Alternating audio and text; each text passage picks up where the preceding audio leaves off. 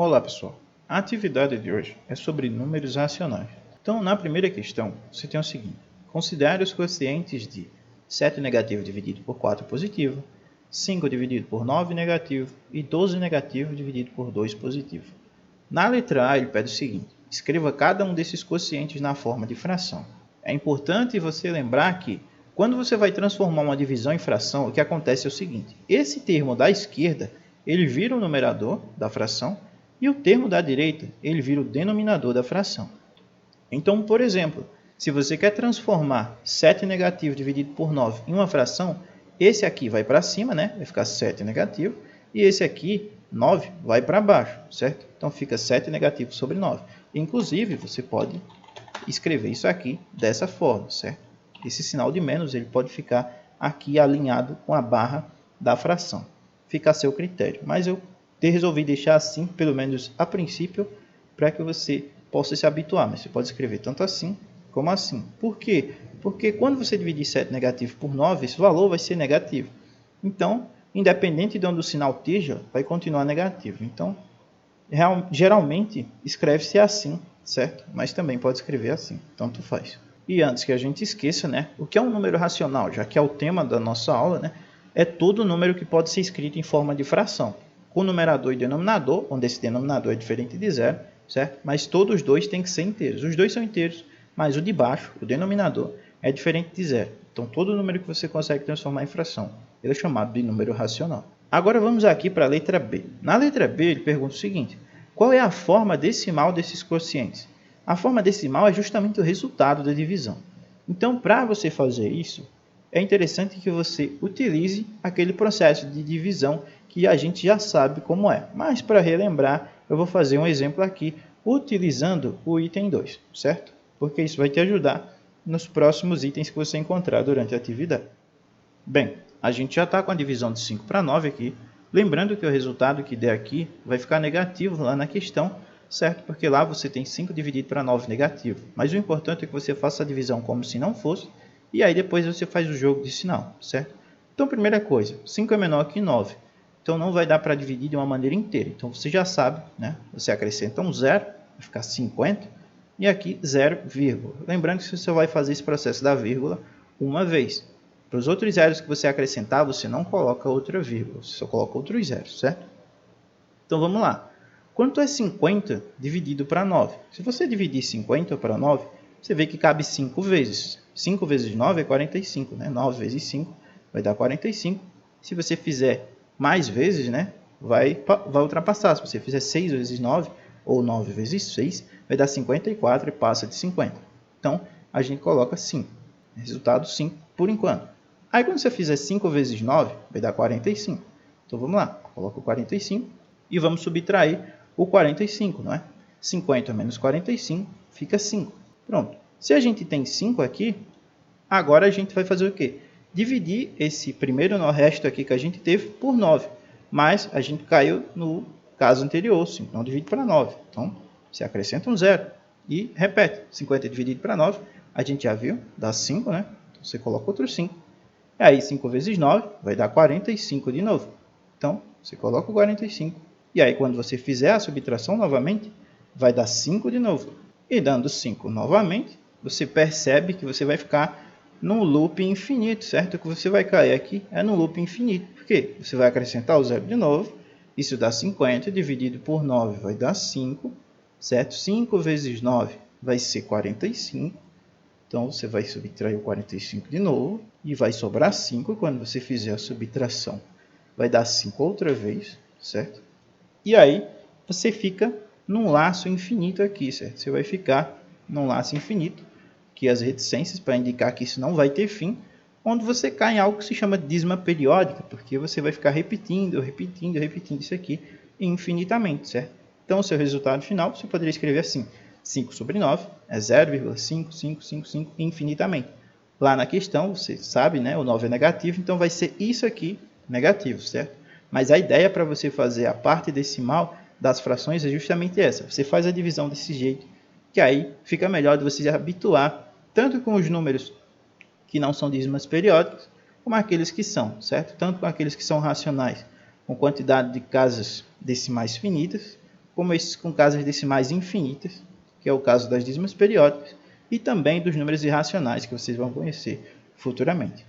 Então, voltando aqui para a letra B do nosso exemplo, né? Se você pergunta qual é a forma decimal de 7 negativo dividido para 9, de acordo com o que a gente acabou de ver, você vai ver que 7 negativo dividido para 9, né? Quando você divide o 7 por 9, você vai cair naquele loop infinito, e aí você vai ter 0,777, só que aí, como um dos seus números aqui é negativo, no caso o 7, o resultado vai ficar negativo, certo? Fica menos 0,7777 infinitamente. Aí você só coloca essas reticências para indicar que isso aqui não termina, certo? Na letra C, ele pergunta o seguinte, ele pede, aliás, o seguinte: classifique cada quociente como um número inteiro ou número não inteiro. Para a gente não ter que cair em muitos detalhes, vamos definir um número inteiro da seguinte forma. O número inteiro é aquele que não possui vírgula, ou se possuir, existe apenas zeros depois dele, certo? Apenas zeros depois dessa vírgula. Então, só isso.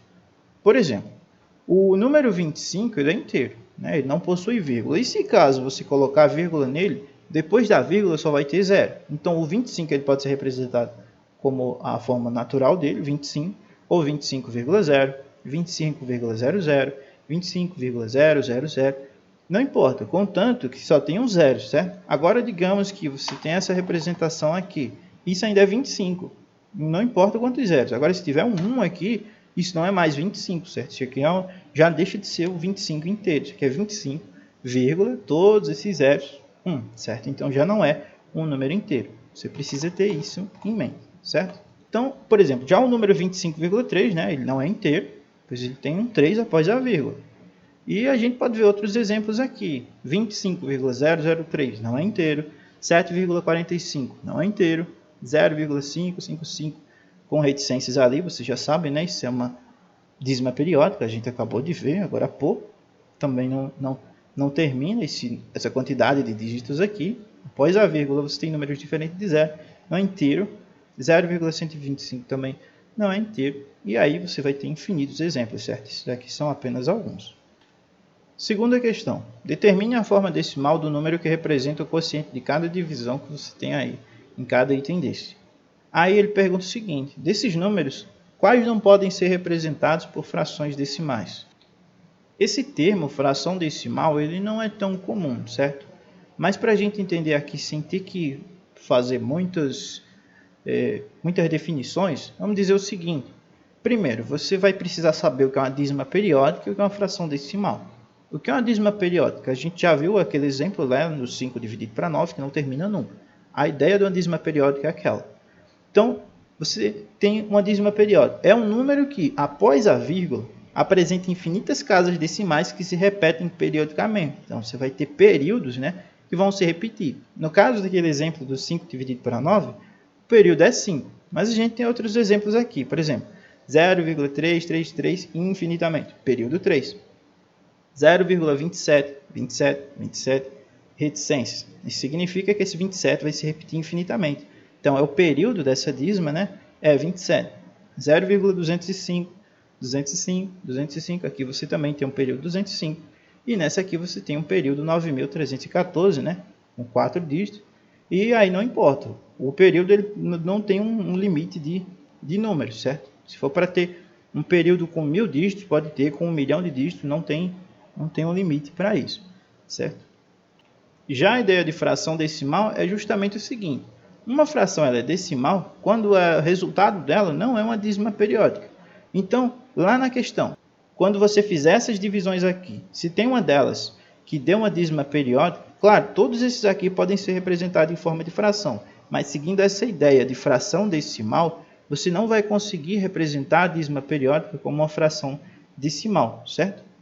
Justamente porque elas vão ser resultado de uma divisão por uma potência de 10. Então, se nunca termina, significa que você teria que dividir por uma potência infinita de 10, certo? O que não iria fazer sentido. Se a gente fosse falar em termos de limite, isso iria dar zero, certo? Mas a gente não vai entrar nesse detalhe, não.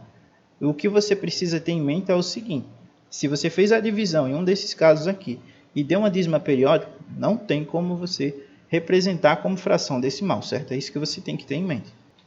Outro exemplo, a fração 1 sobre 8 é uma fração decimal, Porque se você divide 1 para 8, dá 0,125, certo? E esse número ele finalizou aí e você consegue sim transformar ele numa divisão por uma potência de base 10, certo? Se você for transformar isso numa potência aí, ou melhor, numa divisão de potência por base 10, isso vai ser 125 dividido por 1000, ou seja, 125 sobre 10 elevado a 3. Mas a ideia básica para você reconhecer se pode ser fração decimal é justamente isso aqui. Você olhar se o resultado de uma dízima periódica.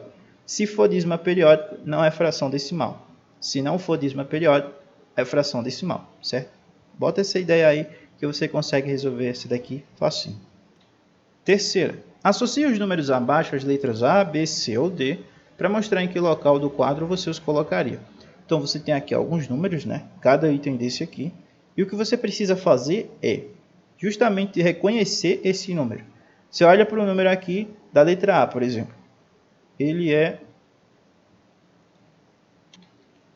racional inteiro ou é racional não inteiro? Ele está em forma de fração ou em forma decimal? Então você vai olhar cada número desse, reconhecer se ele é racional inteiro, se ele está em forma de fração, se é em forma decimal, e aí você vai identificar o local dele, certo? Vamos ver alguns exemplos para entender. Então, por exemplo, em que lugar da tabela você colocaria o número 4,12? O número 4,12 ele possui uma parte não inteira, né, que no caso é o 0,12. Se você observar, 4,12 é 4 mais 0,12. Então ele tem uma parte não inteira, né? Após a vírgula tem números que são diferentes de zero, logo esse número não é inteiro. O 4,12 ele é um número racional, certo? Não inteiro, em representação decimal. Portanto, ele deve ser colocado no lugar da letra D. Se ele está na forma decimal, ele é racional e não é inteiro, né? Número racional não inteiro, está onde? Nessa coluna. Se está na forma decimal, está nessa linha. Então, nessa coluna e nessa linha é a letra D, certo? Outro exemplo. Em qual lugar da tabela você colocaria o número 43? O número 43 ele possui apenas um zero após a vírgula, né? Então, isso já indica que ele é um número inteiro. Todo número inteiro é racional. Além disso, por apresentar vírgula, ele está representado na forma decimal. Portanto, 43,0 vai ocupar o lugar da letra C, né? Ele é um número racional inteiro e está na forma decimal, de 43,0. Lembrando que essa ideia de representação decimal e de número decimal não é a mesma coisa, certo? O que a gente está vendo aqui é a representação decimal. Quando você fala em números decimais, você está falando em números de base 10, certo? Que é o nosso sistema numérico que a gente usa comumente, assim como existem os números hexadecimais, certo? E por aí vai. Mas a gente também não vai entrar nessa questão, certo? A ideia é só pensar aqui na representação decimal. Outro exemplo. Em qual lugar da tabela você colocaria o número menos 12 sobre 3? Então, o número 12 sobre 3 negativo aqui, né, ele está em forma de fração. Então, aqui você já sabe que ele vai ficar na primeira linha, né? Aqui já está a resposta, mas vamos lá observar. Ele está em forma de fração, então já vai ficar nessa linha aqui. O numerador é 12, né, inteiro, e o denominador é 3, que é inteiro e diferente de zero, ele é um número racional. E além disso, se você dividir 12 para 3, dá 4 negativo. Portanto, o 12 sobre 3 negativo é um número racional inteiro em forma de fração. Você tem lá um número racional que está inteiro, mas ele está em forma de fração. Ele é 4 negativo, só está escrito de outra forma. Então, ele ocupa justamente esse lugar aqui da letra A. Ele vai ficar nessa linha e nessa coluna, certo? Quarta questão.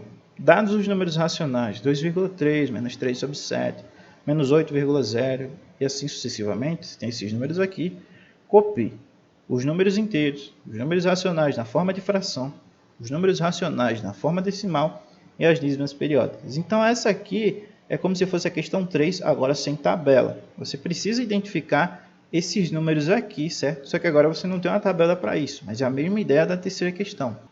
Por exemplo, reconheça o número menos 3 sobre 7, ele está lá na sua questão, né? Já coloquei aqui como exemplo, como racional inteiro ou não inteiro, e informe se ele está em forma decimal ou em forma de fração. Ele aqui de cara já está em forma de fração, certo? Mas vamos olhar ele aqui passo a passo. O número 3 é inteiro e o 7 também. Então aqui a gente já tem um número racional, certo? Menos 3 sobre 7 é racional. Como 3 é menor que 7, o resultado da divisão não pode ser inteiro, certo? Então você já sabe que ele é um número racional não inteiro. Que esse aqui de cima é menor que o de baixo. Sempre que o de cima for maior, o resultado é inteiro? Não, não necessariamente. Por exemplo, se aqui fosse 9 sobre 7, também não ia dar inteiro, embora o de cima fosse maior, certo? Mas, nesse caso aqui, como sempre que for menor o de cima, o seu número não é inteiro, certo? A não ser que seja zero. Se for 0 dividido por alguma coisa que não seja zero, vai dar zero e zero é inteiro, certo? Além disso, a sua representação está em forma de fração. A gente já viu, se eu olhar para o número, você já vê que ele está em forma de fração. Logo, a gente pode concluir que menos 3 sobre 7 é um número racional não inteiro em forma de fração. E é seguindo essa ideia que você vai reconhecer cada número daquele, aí você vai colocar eles em cada item que eles devem ser colocados. Se é racional inteiro, se é racional não inteiro, certo? Se está em forma de fração, se não está. Você vai fazendo essa análise para cada número para identificar onde ele tem que ser colocado, certo? Quinta e última questão. Escreva um exemplo de número. Então, nesse aqui, já pede que você escreva um exemplo para cada um desses aí. Lembrando que também segue essa ideia de reconhecer números. Então, aqui você tem que saber, né, como é que o número é, um número racional inteiro, como é que ele se apresenta, um racional natural. Então, veja que houve uma construção daqui, da questão 3 até a questão 5, onde a 4 já não te dá uma tabela, e na 5 ele pede que você dê exemplos de números desse tipo aqui, certo? Cada tipo desse aqui, você dê um exemplo. Então, o que é que você precisa lembrar para essa questão, só para se situar na hora de fornecer seus exemplos? A primeira coisa que você tem que ter em mente é que todo número natural é racional, mas nem todo racional é natural. Por exemplo, o número 7 é inteiro, né? Por consequência, ele é natural e, portanto, é racional, certo? Já o número 1,3 é racional, mas não é inteiro e, portanto, não é natural. Lembrando aqui, só vamos corrigir isso aqui. O número 7 ele é natural, certo? E, por consequência, ele é inteiro. Não vamos confundir as coisas. Todo número natural é inteiro, certo? E todo inteiro é racional. Só que o número 1,3, ele é racional, mas não é inteiro, né? Após a vírgula ali, você vê que tem um 3, certo? Ele é racional, não é inteiro e, portanto, não é natural. Todo número inteiro é racional, mas nem todo número racional é inteiro. Então, novamente, pode ser que você ache que isso aqui é um pouco confuso, mas na verdade é só para que, na hora de você dar um exemplo, você não coloque um número pensando que ele é inteiro e, na verdade, ele não é, certo? Então, aqui, todo número inteiro é racional, nem todo racional é inteiro. Isso é praticamente o que a gente viu aqui em cima. Então, digamos, o número 9 negativo é inteiro, portanto, é racional. Já o número 2,58 negativo é racional, mas não é inteiro, certo? Então, é isso que você tem que ter em mente na hora desses seus exemplos aí, certo? Com isso, eu finalizo a explicação. Espero que vocês tenham compreendido e até a próxima.